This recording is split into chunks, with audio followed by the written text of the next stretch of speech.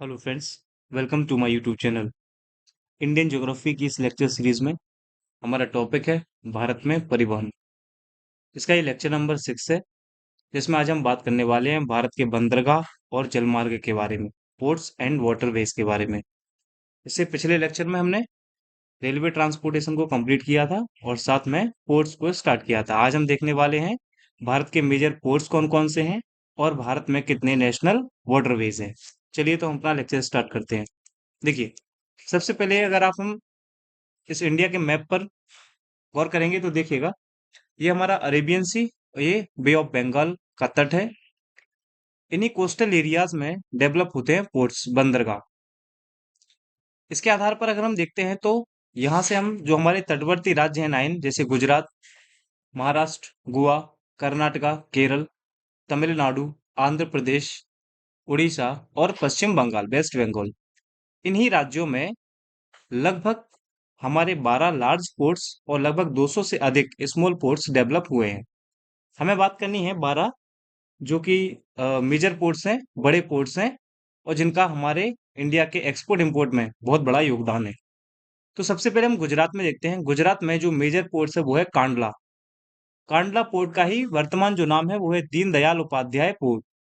उसके बाद अगर हम महाराष्ट्र की बात करते हैं तो महाराष्ट्र में हमें दो पोर्ट्स देखने को मिलते हैं, विच इज बॉम्बे, जिसको वर्तमान में हम मुंबई पोर्ट के नाम से जानते हैं, और जवाहरलाल नेहरू पोर्ट, जिसका नाम नावा शेवा था। उसके बाद गोवा में देखेंगे तो गोवा में जो पोर्ट है उसका नाम है मार्मा गांव पोर्ट। गोवा से नीचे हम आते हैं तो ये हमारा कर्नाटका है। कर्नाटका में न्यू मंगलोर पोर्ट है। उसके बाद हम केरला में देखते हैं। केरला में है कोचीन या कोची पोर्ट। तो ये हमारे वेस्टर्न कोस्ट के सारे पोर्ट्स हुए, जिसमें कांडला, बॉम्बे, जवाहरलाल नेहरू पोर्ट, मार्मुगांव, न्यू मैंगलोर और कोच्चि। अगर हम पूर्वी तट की बात करते हैं तो हम अगर वेस्ट बंगाल से देखेंगे तो पश्चिम बंगाल में है कोलकाता पोर्ट, जिसका वर्तमान नाम है डॉक्टर श्यामा प्रसाद मुखर्जी पोर्ट, बंदरगाह। अगर हम उड़ीसा में देखेंगे तो पारादीप है। आंध्र प्रदेश में है विशाखापत्तनम। और अगर हम तमिलनाडु की बात करेंगे तो तमिलनाडु राज्य में तीन बड़े पोर्ट हैं, विच इज एन्नोर, जिसका वर्तमान नाम कामराजा पोर्ट भी है, चेन्नई, जिसको हम मद्रास पोर्ट के नाम से जानते हैं, और तूतीकोरम, जिसको हम वीओ चिदम्बरम पोर्ट के नाम से भी जानते हैं। तो ये हमारे पूर्वी तट पर स्थित सारे बंदरगाह हुए। तो पूर्वी तट और पश्चिमी तट पर स्थित जो स्टेट हैं उनमें ये सारे हमारे बंदरगाह सिचुएटेड है। आइए एक एक से हम इन सारे पोर्ट्स के बारे में डिस्कस करते हैं। देखिए, सबसे पहले हम बात करते हैं बॉम्बई या मुंबई पोर्ट के बारे में। ये इंडिया का सबसे बड़ा बंदरगाह है, एज एरिया, क्षेत्रफल के हिसाब से और कार्गो वॉल्यूम के हिसाब से। लेकिन ये प्राकृतिक बंदरगाह है, हमें ध्यान रखना पड़ेगा। ये प्राकृतिक सबसे बड़ा बंदरगाह है। यहाँ पर लिखा हुआ है इंडिया लार्जेस्ट नेचुरल पोर्ट। दूसरा, इसे भारत का प्रवेश द्वार भी कहते हैं, गेटवे ऑफ इंडिया के नाम से भी जाना जाता है। बिजिएस्ट पोर्ट भी है, ये व्यस्ततम बंदरगाह है भारत का। और यहाँ से हम इंपोर्ट करते हैं क्रूड ऑयल, कच्चा तेल और पेट्रोलियम को, तो इसको हम आयात करते हैं। दूसरा दोस्तों, ये भारत का दूसरा सबसे पुराना बंदरगाह है। दूसरा सबसे पुराना बंदरगाह यानी कि पहला पुराना बंदरगाह जो हमारा है, सबसे ओल्डेस्ट जो पोर्ट है वो है कोलकाता पोर्ट, जिसको हम आगे देखने वाले हैं। तो ये मुंबई पोर्ट के बारे में ये सारे फैक्ट आपको याद रखने हैं। नेक्स्ट जो पोर्ट है हमारा कोचीन, कोचीन पोर्ट। इसको क्वीन ऑफ अरेबियन सी कहा जाता है, अरब सागर की रानी कहा जाता है किसे, कोचीन पोर्ट को। ये भारत का सबसे बड़ा शिपयार्ड है, biggest shipyard of India. Bharat का सबसे बड़ा शिपयार्ड है कोचीन बंदरगाह। शिपयार्ड यानी जहां पर जो शिप डैमेज हो जाते हैं, खराब हो जाते हैं, उनको डिमोलिश किया जाता है, यहाँ पर उनको नष्ट किया जाता है, इसको बोलते हैं अपन शिपयार्ड। दूसरा, ये भी एक नेचुरल पोर्ट है, यही भी एक प्राकृतिक बंदरगाह है। और जो हमारा इंडियन नेवी है उसके जो साउथ कमांड का हेडक्वार्टर है वो यहीं पर स्थित है। भारतीय नौसेना के दक्षिणी कमांड का मुख्यालय कोचीन पोर्ट पर ही स्थित है। इसकी स्थापना 15वीं 16वीं शताब्दी में पुर्तगीज द्वारा की गई थी। Built over two neighbouring island, Wellington and Vallapuram. मतलब ये जो है, ये दो पड़ोसी द्वीप जिनका नाम है वेलिंगटन और वल्लापुरम, इन पर ये निर्मित है कोचीन पोर्ट। और यहां से हम निर्यात करते हैं टी, कॉफी और स्पाइसेस, मतलब चाय, कॉफी और मसालों का हम निर्यात करते हैं कोचीन पोर्ट से। तो ये सारे फैक्ट्स हुए कोचीन बंदरगाह के बारे में। नेक्स्ट हम आगे बात करते हैं मद्रास या चेन्नई पोर्ट के बारे में। यह एक कृत्रिम यानी आर्टिफिशियल पोर्ट है। Third largest port after Mumbai and Jawaharlal Nehru port, यानी भारत का ये तीसरा सबसे बड़ा बंदरगाह है, मुंबई बंदरगाह और जवाहरलाल नेहरू बंदरगाह के पश्चात। दूसरा, दोस्तों यही भारत का तीसरा सबसे प्राचीन बंदरगाह है। तो अभी हमने दूसरा देखा था, वो था मुंबई, और तीसरा सबसे प्राचीन बंदरगाह जो है वो चेन्नई या मद्रास बंदरगाह। इसको गेटवे ऑफ साउथ इंडिया कहते हैं, दक्षिण भारत का इसको प्रवेश द्वार कहा जाता है। दूसरा दोस्तों आप देखेंगे, ये बंगाल की खाड़ी में स्थित सबसे बड़ा बंदरगाह है, largest port on the bay of Bengal. जो हमारा बंगाल की खाड़ी है, यानी हम देख सकते हैं जो हमारा पूर्वी तट है उस पर सबसे बड़ा बंदरगाह अगर कोई है तो वो चेन्नई या मद्रास पोर्ट है। इंडिया का सेकंड लार्जेस्ट कंटेनर पोर्ट माना जाता है, वो भी गवर्नमेंट पोर्ट के हिसाब से अगर हम देखेंगे तो यह भारत का दूसरा सबसे बड़ा कंटेनर बंदरगाह है, सरकारी बंदरगाह के फॉर्म में अगर हम इसको देखते हैं तो ये हुआ हमारा मद्रास या चेन्नई पोर्ट। बात करते हैं हम कोलकाता बंदरगाह के बारे में। 1870 में इसकी स्थापना हुई। इसका वर्तमान नाम है डॉक्टर श्यामा प्रसाद मुखर्जी बंदरगाह पोर्ट। यह भारत का सबसे प्राचीन बंदरगाह है, जैसे मैंने आपको बताया ये भारत का सबसे प्राचीन है, ये तीसरा प्राचीन है, और Mumbai second oldest port of India है। इसको डायमंड हार्बर के नाम से भी जानते हैं, और ये हुगली नदी पर स्थित है। ध्यान रखिएगा दोस्तों, भारत का एकमात्र अगर नदी बंदरगाह से पूछा जाए, ओनली मेजर रिवेरियन पोर्ट, भारत का एकमात्र नदी बंदरगाह है कोलकाता बंदरगाह। इसको गेटवे ऑफ ईस्टर्न इंडिया कहते हैं। इसको पूर्वी भारत का प्रवेश द्वार, तो देखिए दक्षिण भारत का प्रवेश द्वार, भारत का प्रवेश द्वार मुंबई को, और पूर्वी भारत का प्रवेश द्वार कहते हैं हम कोलकाता पोर्ट को, कोलकाता बंदरगाह को। This port divided into two dock system, इसको दो डॉक तंत्रों में डिवाइड किया गया है। मुंबई को भी किया जाता है इसी प्रकार से कोलकाता को, वो दोनों डॉक सिस्टम है, कोलकाता डॉक सिस्टम और हल्दिया डॉक सिस्टम, मतलब इसके भार को कम करने के लिए। दोस्तों यहाँ से हम निर्यात करते हैं टी, चाय, जूट को, कोल कोयले को, स्टील को, और लौह अयस्क आयरन ओर को हम यहाँ से एक्सपोर्ट करते हैं। तो ये हमारा हुआ कोलकाता बंदरगाह। नेक्स्ट है पारादीप पोर्ट। ये ओडिशा में सिचुएटेड है, known as India's first major port. आजादी के बाद पूर्वी तट पर बना भारत का पहला प्रमुख बंदरगाह है Paradip, independence of port on the east coast in 1966। तो 1966 में इसका डेवलपमेंट किया गया। Known for handling iron ore, located in Odisha. लो एस्क यहाँ से हम जापान को निर्यात करते हैं और ये उड़ीसा में सिचुएटेड है। तो ये पारादीप अपना कंप्लीट हुआ। नेक्स्ट है विशाखापत्तनम। विशाखापत्तनम एक नेचुरल पोर्ट है, प्राकृतिक बंदरगाह है दोस्तों। ये deepest port of India, Bharat का सबसे गहरा बंदरगाह भी है। ओल्डेस्ट शिपयार्ड भी विशाखापत्तनम ही है। इसको अन्य नाम है, इसको हम विजाक के नाम से भी जानते हैं। दोस्तों डॉल्फिन नोज यहीं पर स्थित है, dolphin nose is located here. Landlocked harbour है, ये भारत का एकमात्र भूमि बंदरगाह है, या इसको हम बोल सकते हैं लैंडलॉक्ड पोर्ट है ये। चलिए आगे हम बढ़ते हैं। नेक्स्ट हमारा तूतीकोरिन पोर्ट। तूतीकोरिन बंदरगाह ये मन्नार की खाड़ी में स्थित है, ऑन मन्नार गल्फ। इसका नया नेम है जो वो है VO Chidambaram, VO Chidambaram port, जो कि 2011 में इसका नाम चेंज किया गया था। ये भारत का सबसे दक्षिणतम बंदरगाह माना जाता है, साउथ मोस्ट या साउथेस्ट पोर्ट ऑफ इंडिया। ये मैन मेड है, मानव निर्मित है, developed into the time period of Pandya ruler, यानी पांड्य शासकों के शासन काल में इसका जो है विकास किया गया था। फेमस फॉर पर्ल फिशरी, मतलब मोती मछली पालन हेतु ये प्रसिद्ध है। तो ये तूतीकोरिन के बारे में हमें सारे फैक्ट याद रखने हैं। नेक्स्ट है हमारा कामराजा पोर्ट। ध्यान रखिएगा दोस्तों, कामराजा पोर्ट का प्राचीन जो नाम था वो था एन्नौर पोर्ट, एन्नौर बंदरगाह। ये कोरोमंडल तट पर स्थित है। It is 12th major port in India, ये भारत का 12वां प्रमुख बंदरगाह माना जाता है।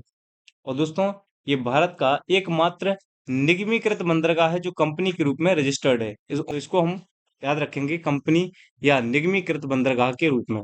यह कामराजा। नेक्स्ट हम आगे बात करते हैं कांडला पोर्ट। दोस्तों यह एक टाइडल पोर्ट है, यह एक ज्वारीय बंदरगाह है। इसको हम विभाजन की पैदाइश भी कह सकते हैं, क्योंकि इससे पहले जब इंडिया का विभाजन नहीं हुआ था उससे पहले ये कांडला पोर्ट अस्तित्व में नहीं था। तो जैसे ही हमारा विभाजन हुआ पाकिस्तान से, उसी के बाद कांडला पोर्ट को डेवलप किया गया।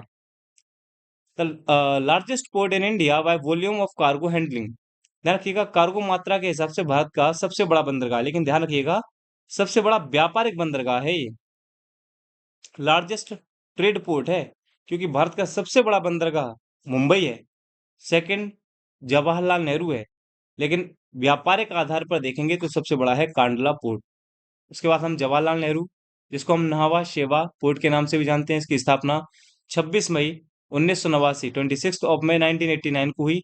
लार्जेस्ट कंटेनर पोर्ट माना जाता है इंडिया का, भारत का सबसे बड़ा कंटेनर पोर्ट है, बंदरगाह है। इसको किंग पोर्ट ऑफ अरेबियन सी, ये अरब सागर का राजा कहा जाता है, जवाहरलाल नेहरू या नहावा शेवा पोर्ट को। नेक्स्ट हम आगे बात करते हैं, हमारे दो पोर्ट्स और रह गए हैं, मर्मुगांव और न्यू मंगलौर। मर्मुगांव के बारे में बस एक पॉइंट याद रखना है कि ये जुआरी नदी पर स्थित है, और यहाँ से आयरन ओर हम निर्यात करते हैं। न्यू मंगलौर, इसकी स्थापना 4 मई 1974 को 1974 को होती है, जिसकी उद्घाटन इनॉग्रेटेड बाय इंदिरा गांधी, जिसका उद्घाटन इंदिरा गांधी तत्कालीन जो हमारी प्रधानमंत्री थी उनके द्वारा किया गया था। तो इस प्रकार से ये भारत के 12 बड़े बंदरगाहों को हमने, उनसे रिलेटेड जितने भी फैक्ट हैं उनको कवर किया। अब हम बात करते हैं नेशनल वाटरवे के बारे में, राष्ट्रीय जलमार्ग के बारे में।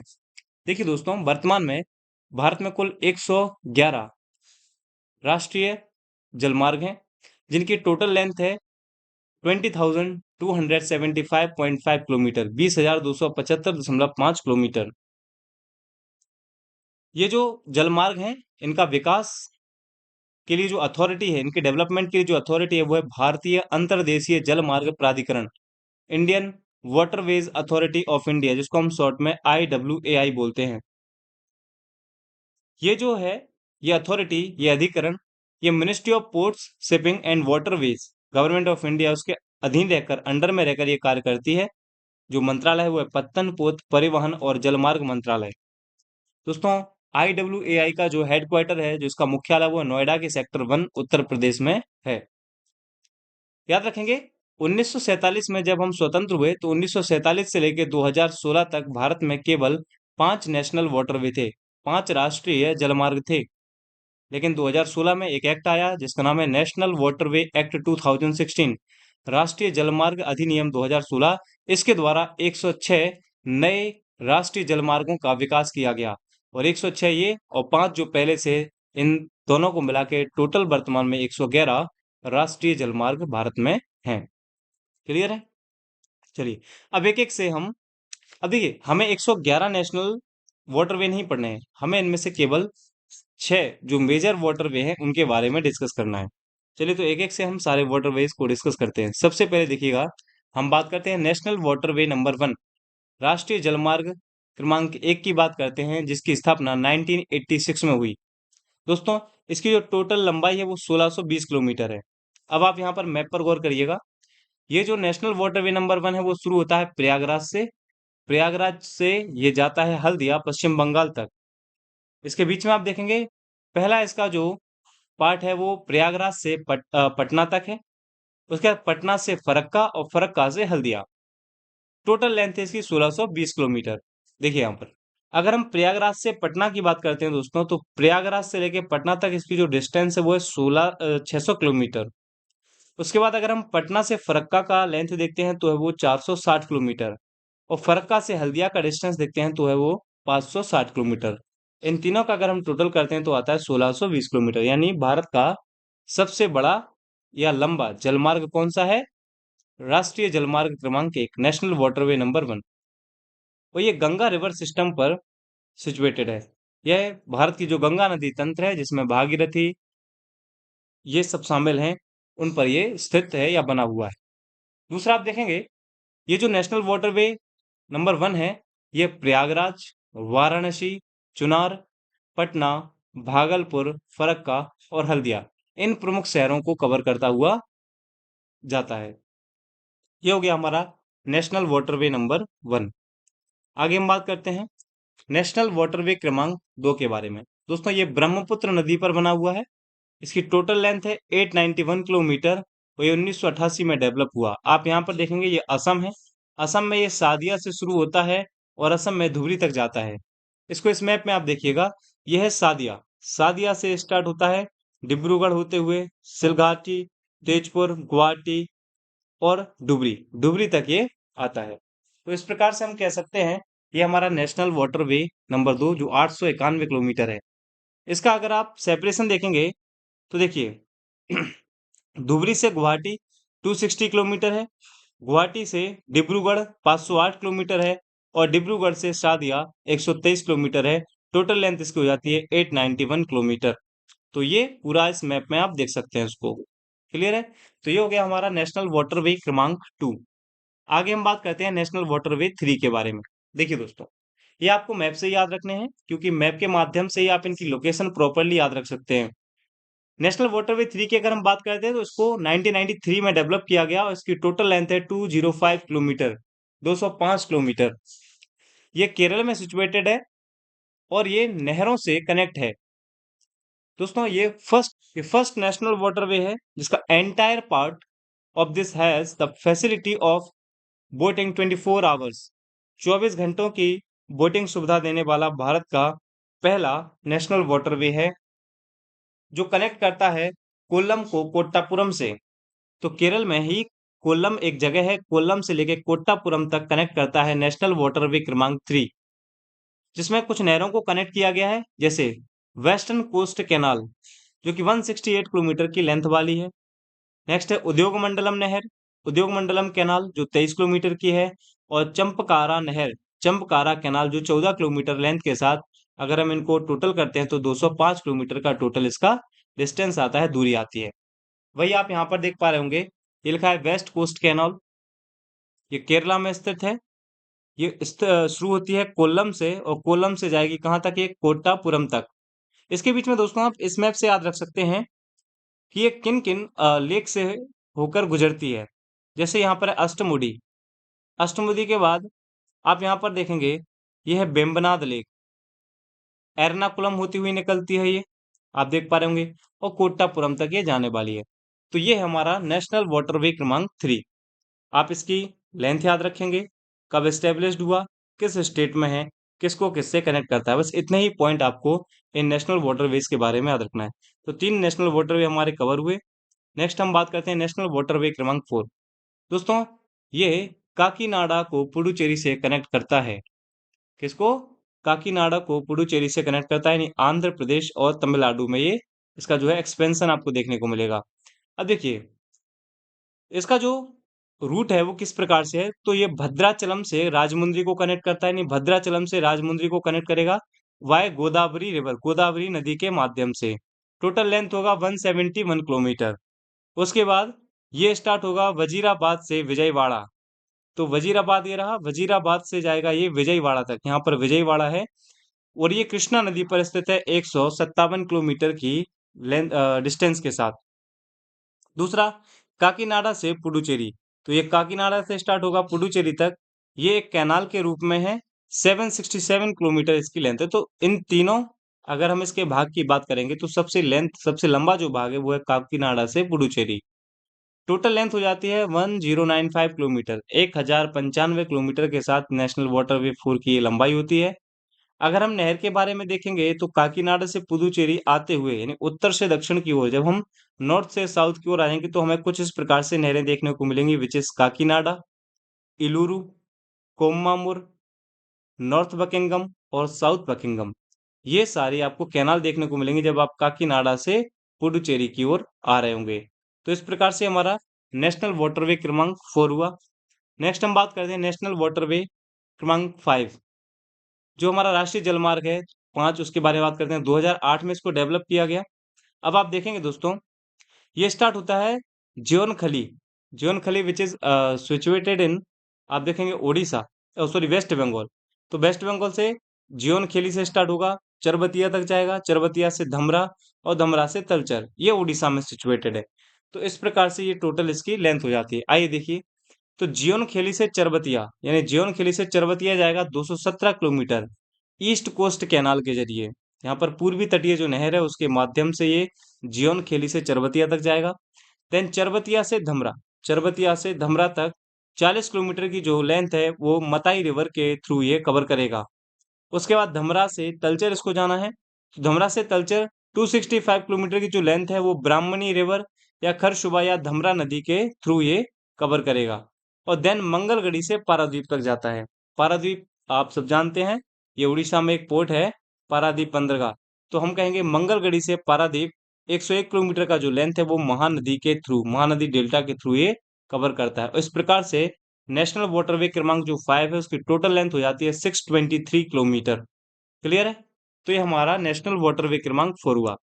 नेक्स्ट और लास्ट हमारा जो नेशनल वाटरवे है वो है 6, जो कि अभी अंडर डेवलपिंग है, अभी ये विकासात्मक प्रक्रिया में शामिल है। हमें याद रखना है कि कहाँ पर सिचुएटेड है, तो ये असम में स्थित है। असम में ये बराक नदी पर स्थित है। इसकी टोटल लंबाई 121 किलोमीटर है। जब ये बन के तैयार हो जाएगा, ये लखीमपुर को भांगा से जोड़ता है। दोनों ही असम में सिचुएटेड हैं बराक नदी पर। तो इस प्रकार से हमारे राष्ट्रीय जलमार्ग और बंदरगाह कंप्लीट होते हैं। कुछ हम फैक्ट्स और देख लेते हैं, जैसे जो मैंने अभी आपको बताया वो सभी। इनमें कुछ लंबाई के बारे में आप देखेंगे ये चेंज हो चुके हैं। तो ये national waterway 1 Ganga Haldia to Allahabad, national waterway Brahmaputra नदी पर है। नेशनल वाटरवे जो 3 है वो west coast canal, national waterway 4 ये रहा गोदावरी कृष्णा कैनाल्स, और नेशनल वाटरवे 5 जो कि ब्राह्मणी डेल्टा कैनाल्स पर स्थित है। और नेशनल वाटरवे जो 6 है हमारा, वो ये रहा बराक रिवर पर, लखीमपुर को भांगा से जोड़ता है। तो इस प्रकार से ये हमारे टोटल 6 वाटरवेज हुए। कुछ आप देख सकते हैं जो हमने पता था। Indian waterway authority of India की हिस्ट्री अगर देखें तो 1986 में जो Indian waterway authority of India उसकी स्थापना हुई। देन 27 अक्टूबर 1986 को। और 1986 में जैसे इसकी स्थापना हुई तो पहला काम किया इसने, Ganga Bhagirathi Hooghly river system as national waterway 1 बना दिया। और 1988 में नेशनल वाटरवे 2 बना, 1993 में नेशनल वाटरवे 3, 2005 में नेशनल वाटरवे 4 डेवलप हुआ। और 2016 में 106 new national waterway under the national waterways act 2016 develop किए गए, जो कि सारी बातें अपन देख चुके हैं। तो देखिए नेशनल वाटरवे नंबर 1, 2, 3, 4, 5 और 6 यही असम में, जो कि अभी अंडर डेवलपिंग है, उसके बारे में हम बात करेंगे। तो इस प्रकार से हमारा ये टॉपिक फिनिश होता है। आइए एक दो क्वेश्चन हम डिस्कस करते हैं।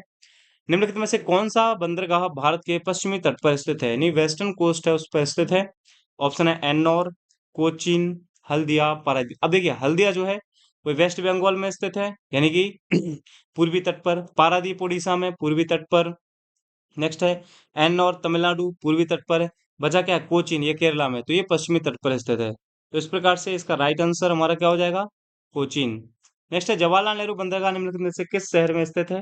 दोस्तों ये नवी मुंबई में स्थित है।